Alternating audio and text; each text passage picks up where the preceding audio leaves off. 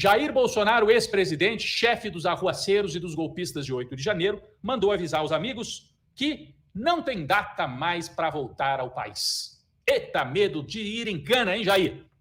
Isso aí se chama medo da cana, medo da prisão. E toda vez que as notícias começam a se avolumar contra o Jair Bolsonaro, ele dá um jeito de chamar um médico, aquele médico que tratou da suposta facada lá de Juiz de Fora, na verdade, das consequências, né, daquele cara, dizendo que ele tem que fazer uma cirurgia. O médico é oncologista, eu não entendo bem isso. De qualquer maneira, o Bolsonaro mandou avisar que quando voltar ao Brasil vai ter que fazer uma cirurgia, que ele não está bem, ele tenta se vitimizar. E mandou avisar, por outro lado, que não tem data para voltar. Bom, não sei se é uma notícia boa ou ruim. Ele fique por lá, né, para perturbar menos a gente por aqui. Líder dos atos terroristas, Bolsonaro diz a aliados que não tem mais data para voltar ao Brasil. Eu conversava nesse feriado com algumas pessoas da família que diziam assim, olha, a gente já viu muitos presidentes pelo mundo que são abusivos, que são autoritários. Agora, o Bolsonaro consegue somar uma quantidade de características que, além de autoritário, abusivo, né, perigoso para a democracia, a grosseria, a selvageria, né? Eu acho que não tem outro, Cláudio. Você se lembra de outro, com exceção dos dois lá da Segunda Guerra Mundial, nos últimos, Hitler e Mussolini. É que quando a gente fala Hitler, o pessoal apelou, tá apelando, Hitler também não. Mas com exceção de Hitler e Mussolini, você lembra de outro que tenha as características parecidas com a do Bolsonaro, nesse nível, assim? Olha, o único que eu consigo pensar, né, depois desses dois que você mencionou, é o Duterte, né, aquele que foi presidente das Filipinas, que também cometia barbaridades, né? Mas fora isso, até o Trump, vamos dizer, acho que conseguia ser mais contido que o Bolsonaro, né? Embora nem tanto, né? É bom lembrar também tem alguns outros casos que talvez a gente possa colocar ao lado, mas de lideranças até mais sofisticadas que o Bolsonaro, nem por isso deixam de ser perversas também, tanto quanto ele. Por exemplo, o Ariel Sharon, de Israel, num dado momento, faz lá uma passeada, resolve dar uma caminhada no meio da esplanada das mesquitas, em Jerusalém Oriental, numa clara provocação à população palestina e muçulmana que vive naquele lugar. Um ato, aliás, que foi repetido esses dias, né, pelo novo governo israelense, se não me engano, agora foi o premier israelense que resolveu fazer isso. Então, veja, tem alguns casos que se assemelham ao caso do Bolsonaro, mas é que eu acho que quando a gente considera o Bolsonaro numa frequência, numa continuidade, numa reiteração tão grande, que acho que só o Duterte mesmo é que se parece com ele, o Duterte que também cometia e falava imensas barbaridades. Né? Olha, pessoal, enfim.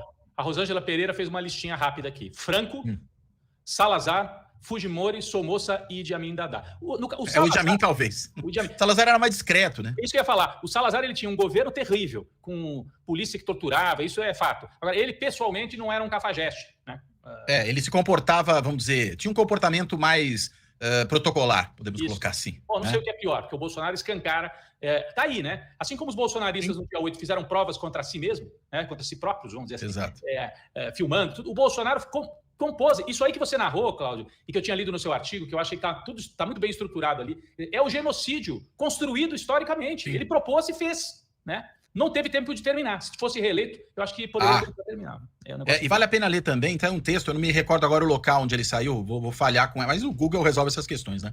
Saiu um artigo muito interessante também sobre esse assunto do Lira Neto, né? Se não me engano, ontem também. Né? Não, o meu foi hoje, o dele saiu ontem, que vale a pena também dar uma olhada. É muito interessante, ele faz um histórico também do caso do Bolsonaro, na relação com a população indígena e com os Yanomami, muito cuidadoso, muito interessante. Um artigo até que é mais comprido, né, do que o que eu tinha de espaço lá, ele inclusive consegue dar muito mais detalhes do que eu pude dar. Sugiro que as pessoas procurem por esse artigo do Lira Neto, né, que está disponível na internet. Já achei, ele publicou originalmente no Diário do Nordeste. Lira Neto, que é um grande escritor, biógrafo, fez a biografia do Getúlio Vargas em vários volumes. Isso. E outras, né, não só do Getúlio.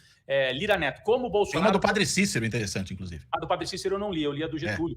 Lira Neto, como o Bolsonaro planejou extinguir a reserva Yanomami, é um texto que está publicado, por exemplo, no site Viu o Mundo. Quem quiser, quem não tiver acesso ao Diário do Nordeste, no Viu o Mundo também está disponível. Realmente é longo aqui. E ele vai nos documentos, ó. Ele traz alguns documentos, traz esse da cavalaria e cita outros casos importantes. E só lembrar mais um caso, só para mostrar como a coisa tem método, né? Tem uma sistemática, pelo menos.